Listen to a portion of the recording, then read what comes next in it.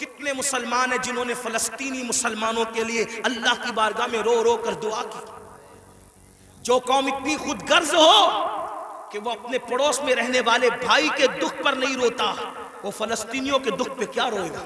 ان سے کوئی تمہارا رشتہ نہیں ہے جن کی گود خالی ہو گئی، جن کے گھر ویران ہو گئے، آبادیاں قبرستانوں میں تبدیل ہو گئی. سوچو ان کے گھر کی چھت بھی ختم ہے، وہ بغیر چھت کے زندگی گزارے. جوان عورتیں بیوہ ہو گئی ہیں. لاشیں اتنی لاشیں ہیں کہ پہچان نہیں ہو رہی ہے. دفن کرنے کے لیے جگہ کا معاملہ، کفن کا معاملہ. ایک لیڈیز کی 1 منٹ کی کلپ میرے کان میں آئی، میں پوری سن نہ سکا، تڑپ گیا. وہ کہہ رہی تھی انگلش میں کہ ہمارے چھوٹے چھوٹے فلسطینی بچے اب اپنے ہاتھوں پر نام لکھ رہے ہیں، اور اپنے ہاتھوں پر اس لیے نام لکھ رہے ہیں کہ ان کو ایسا لگتا ہے پتہ نہیں ظالم اسرائیل کی طرف سے کب بم برس جائے اور ہم مر جائیں تو نام ہاتھ پہ لکھ دے تاکہ ہمارے گھر والے اسی نام کی وجہ سے ہمیں پہچان سکیں.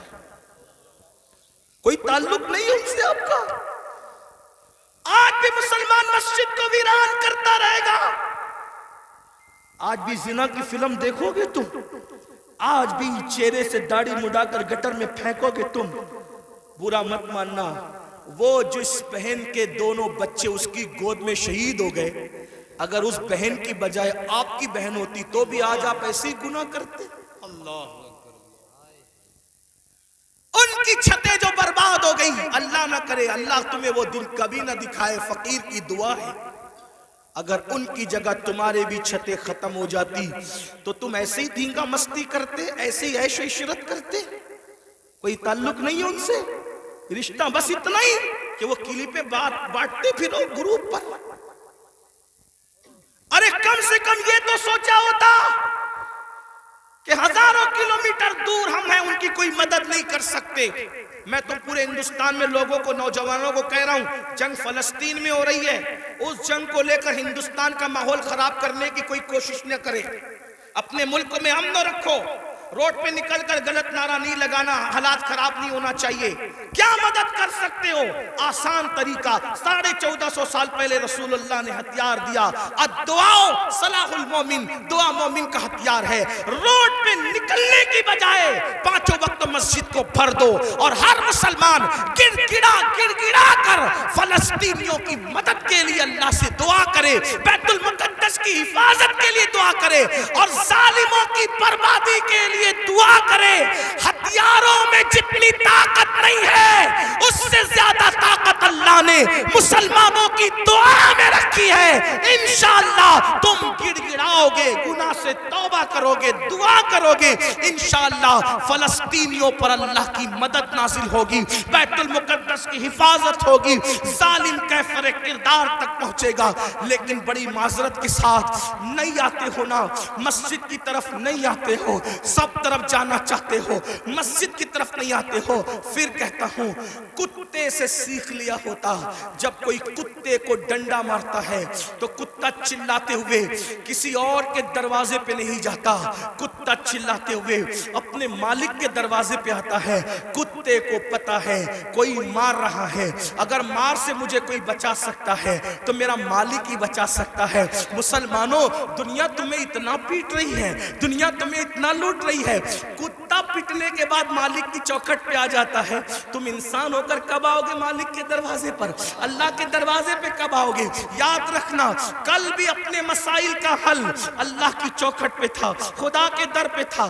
آج بھی اپنے مسائل کا حل اللہ کی بارگاہ میں ہے. پلٹ آؤ اللہ کی طرف. کہیں پناہ نہیں ملے گی، پناہ ملے گی تو اسی کی بارگاہ میں ملے گی.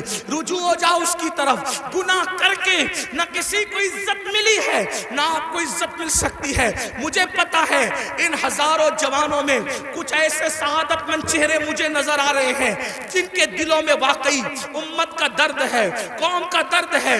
وہ پلٹیں گے، وہ توبہ کریں گے، وہ نادم ہوں گے. ہاں میری قوم کے جوانوں، ضرور یاد رکھو ہر دروازے پہ جا کر کے اگر انسان جرم کا اعتراف کرتا ہے، دنیا کی عدالتوں کا دستور ہے جہاں پر جرم کو قبول کر لو تو عدالتیں سزا سناتی ہے. ایک میرے اللہ کی عدالت ہے، وہاں جرم قبول کر لو تو سزا نہیں سنائی جاتی بلکہ معاف کر دیا جاتا ہے. ہر جگہ کا دستور ہے کہ اگر جرم قبول کر لو تو لوگ ذلیل کرتے ہیں. یہ میرے اللہ کی شان ہے، جرم قبول کر لو تو یحب التوابین کا خوبصورت تمغہ گلے میں ڈال دیا جاتا ہے اور محبوب بنا لیا جاتا ہے. تو آؤ نا میرے بھائیو، اللہ سے دور کیوں ہو؟ وہ اللہ جس کا فرمان ہے کوئی میری طرف چل کے آتا ہے تو میری رحمتیں اس کی طرف دوڑ کر جاتی ہے. یاد رکھنا، لڑکا لڑکی کے ناجائز تعلقات میں کوئی لطف نہیں ہے، یہ توائی ہے. آؤ اللہ سے تعلق جوڑیں، کیا بات، آؤ اس کے قریب ہو جائیں. سبحان اللہ. میں نے تو یہ بزرگوں سے سنا بھی اور محسوس بھی کیا، سب سے تعلق جوڑنا مشکل ہے. توجہ ہے؟ کیا بات جی حضرت. رضا نگر رامپور والوں توجہ ہے، گرد نواز سے آنے والے سب سے تعلقات بنانا مشکل ہے. سب سے آسان اگر کسی سے تعلق بنانا ہے تو اللہ سے. جلدی ناراض نہیں ہوتا، سبحان توجہ، کیا بات. جلدی ناراض نہیں ہوتا، جلدی راضی ہو جاتا. رب کو منانا بہت آسان ہے، لیکن یہ میری قوم کی جفاکاریوں کا ماتم کون کرے؟ سب کو منانا چاہتے ہیں، رب کو نہیں منانا چاہتے، کیونکہ رب کی ناراضگی کی ان کے پاس اہمیت کیا ہے؟ سیٹ ناراض نہیں ہونا چاہیے، بیوی ناراض نہیں ہونا، حتیٰ کہ جن بچوں کو ہم نے پیدا کیا، جو ہم سے وہ بچے ناراض نہیں ہونا چاہیے. بچے کہے بیٹا ابا کھلونا لے کر آنا، بھول گئے تو کہتے بیٹا سوری، سوری بیٹا نہیں لا سکا، بھول گیا نا، کل لائیں گے. اس سنڈے نہیں لے کر کے چلے تفریح کے لیے. ہم بھی 50 بار سوری بول چکے اپنے بچوں کو، اس لیے کہہ رہا ہوں. ہاں لیکن آپ سے پوچھتا ہوں، اپنے چھوٹے چھوٹے بچوں کو منانے کی فکر ہے؟ وہ یار، وہ رب. اب ذرا غور کرو اس کی نعمت پہ غور.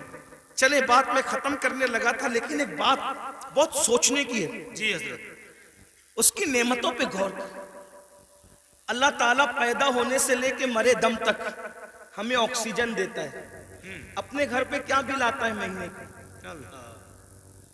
کیا بات. کسی گھر بھیجا اللہ پاک نے کوئی بل بھیجا؟ کچھ مانگا اللہ نے؟ اگر 8 گھنٹے ڈاکٹر آکسیجن لگائے نا تو اتنا لمبا بل آتا ہے کہ انسان سوچنے لگتا ہے کہ میں کہاں چلا گیا تھا. یہی ہے نا جی. ڈاکٹر نے 8 گھنٹے کی آکسیجن دی تو ہزاروں وصول کر لیا ہے نا، ہے نا. اللہ تعالیٰ نے پوری زندگی آکسیجن ہمیں فری میں. کچھ مانگا؟ بولو تو کچھ مانگا اللہ نے؟ مجھے بتاؤ تو صحیح، کچھ مانگا اللہ نے؟ کچھ نہیں. یہ زمین اللہ نے دی ہے چلنے کی، آسمان کا سائبان. میرے بھائی جب سوتے ہو نا تو یہ کیڑے مکوڑے ہمارے ناک اور کان میں نہیں جاتے. 99% لوگوں کے کان میں کیڑے مکوڑے، حالانکہ کیڑے کی فطرت ہے کہ جب سوراخ دیکھے گا تو اس میں گھس جائے گا.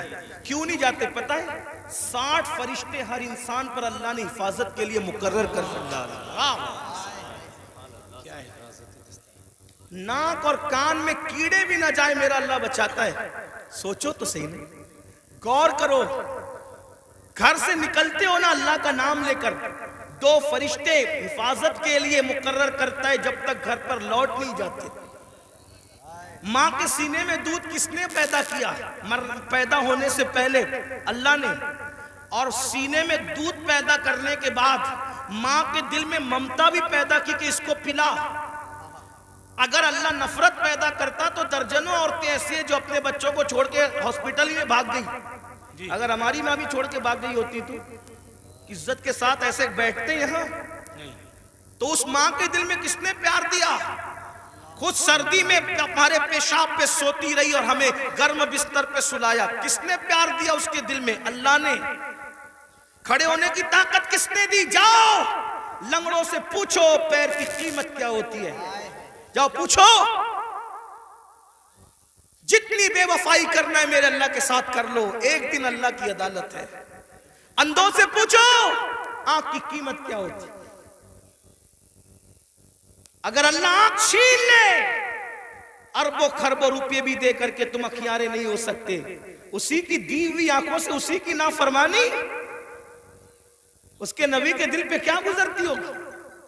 सोचो तो सही, जाकर के पूछो जबान की कीमत क्या होती है, जिसकी आवाज नहीं निकलती, जिसको मुंह नहीं है, इतनी सारी नेमतें लेकर बैठे हो, फिर उससे बेवफाई। इकबाल ने कहा था, बुतों को तुझसे उम्मीद, बुतों से तुझको उम्मीदें, खुदा से नामी दी, मुझे बता तो सही और काफरी क्या है? कुफ्र किस चीज का नाम है? कहते हो अल्लाह ने हमें दिया क्या? मैंने कहा लगा कीमत आंख की, लगा कीमत कान की, लगा कीमत जबान की, लगा कीमत किडनियों की, लगा कीमत खून की। अरे जिनको डायलिसिस किया जाता है उनको कितने रुपये हर महीने खर्च करने होते हैं। मेरा अल्लाह रोजाना ताजा खून पैदा करता है, कुछ मांगता है इसके बस में? कुछ नहीं मांगता, फिर भी उससे बेवफाई। कब तक इधर उधर भटकते रहोगे? मौत है। कब तक उससे जफा करोगे? मौत है। कब तक उसको नाराज करोगे? मौत है। मेरे भाइयों, इतना सोचो, दुनिया में इतना दिया है, आखिरत में कितना देगा? वफादार तो बन के देख, वफादार तो बन के देख। सबके लिए रोए हो ना, कभी मेरे अल्लाह के लिए भी रो के देख। सबसे दोस्ती का हाथ बढ़ाया ना, कभी उसके भी दोस्ती का हाथ उससे भी बढ़ा के देखो, कभी उधर भी करीब आकर देखो। मैं पूरे यकीन से कह रहा हूं, जिस दिन तुम उसके हो जाओगे, तुम्हें किसी की दुआ की जरूरत भी नहीं पड़ेगी। तुम खुद जिसके सर पे हाथ रख दोगे, उसकी किस्मत बदल जाएगी। जिसके घर में तुम जाके बैठ जाओगे, बरकतों का नुज़ूल होगा। उसके होके तो देखो, आसान है उसका बनना। गुनाह से निकलो, तौबा करो, अल्लाह को मनाओ, अल्लाह को गिड़गिड़ाओ, अल्लाह की बारगाह में गिड़गिड़ाओ, आहो बुका करो। सबके लिए रो चुके, उसके लिए रो के देखो कितना सुकून मिलता है। सबके पास गिड़गिड़ा चुके, उसके पास गिड़गिड़ा के देखो कितना करार मिलता है। सबके यहाँ अर्जियां लगा चुके, उसकी बारगाह में अर्जियां लगा करके देखो। आखिरी जो बात कहनी है सुने। एक बहुत खूबसूरत जवान थे, हुजूर अलैहिस्सलाम उनसे प्यार करते थे, क्योंकि जवानी में वो सरदार बन गए थे। सरदार किसके? कबीले के, कबीले के सरदार बन गए थे। उस खूबसूरत जवान का नाम हदीस में दहिया कल्बी आता है। बनु कल्ब के सरदार थे, दहिया नाम था, दहिया कल्बी। हुजूर की तमन्ना थी ये जवान सुधर जाए। ये जवान, हुजूर जवानों से बहुत प्यार करते थे और जवानों के सुधरने पे हुजूर को बड़ी खुशी होती थी। और हुजूर अलैहिस्सलाम जिन जवानों के पीछे कौम होती थी, उन जवानों के लिए बहुत दुआएं भी करते थे, इसलिए कि जवान जवान होता है। हुजूर की खास तवज्जो जवानों की तरफ थी। देखो हुजूर अलैहिस्सलाम के सहाबा हुजूर के पर्दा फरमाने के तकरीबन आधी सदी तक के लोगों की रहनुमाई करते रहे, बल्कि पौना सदी तक। तो जो लोग सब जवान थे तभी तो ना। साद इब्न अबी वकास उस वक्त जंग में शरीक हुए जब उनके चेहरे पे दाढ़ी भी नहीं निकली थी। मौला अली 9 साल या 8 साल की उम्र के थे जब आपने कलेमा पढ़ा।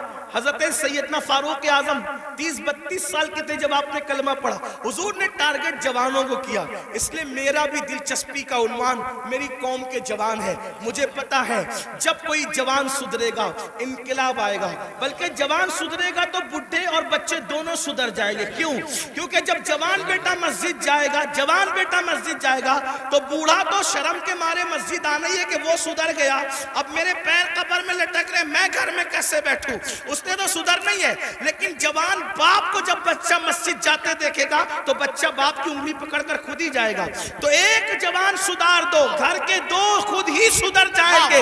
इसलिए इकबाल ने भी जवान को टारगेट किया, कहते नहीं तेरा नशेमन कसर सुल्तानी के गुंबद पर, नहीं तेरा नशेमन कसर सुल्तानी के गुंबद पर, तू शाही है बसेरा कर पहाड़ों की चट्टानों में। और उकाबी रूह जब बेदार होती है जवानों में, नजर आती है उनको अपनी मंजिल आसमानों में। छोड़ दो गुनाह, अगर जवानी में गुनाह छोड़ दोगे अल्लाह के महबूब बन जाओगे, अल्लाह اللہ کے مقبول بن جاؤ گے، جوانی میں گناہ چھوڑ دو گے، توبہ کرو گے، جنت میں رسول اللہ کا پڑوس نصیب ہوگا۔ اگر جوانی میں گناہ چھوڑ دو گے، اللہ بڑھاپا عزت سے بھرپور کر دے گا۔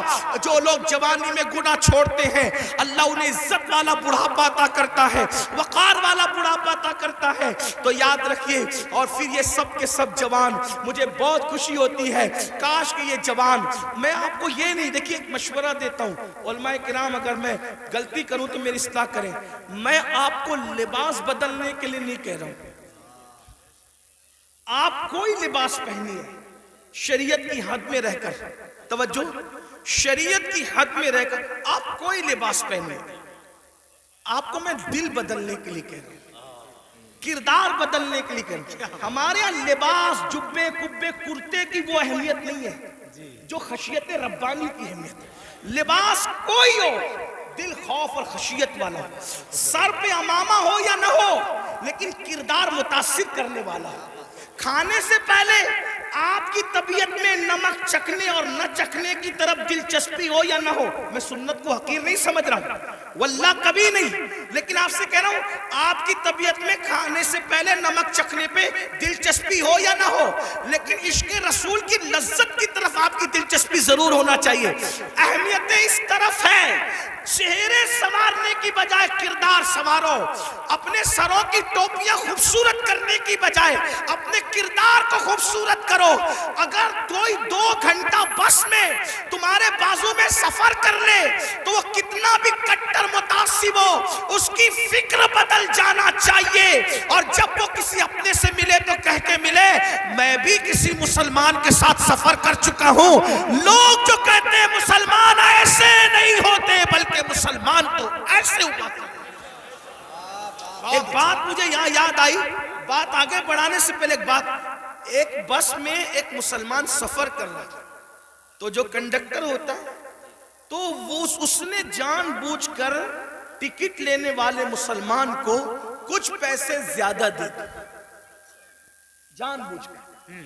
توجہ کرنا، لوگ لوگ ہماری کتابوں کی اسٹڈی نہیں کر رہے ہیں، لوگ ہم سے اسلام سیکھنا چاہ رہے، سمجھنا چاہ رہے۔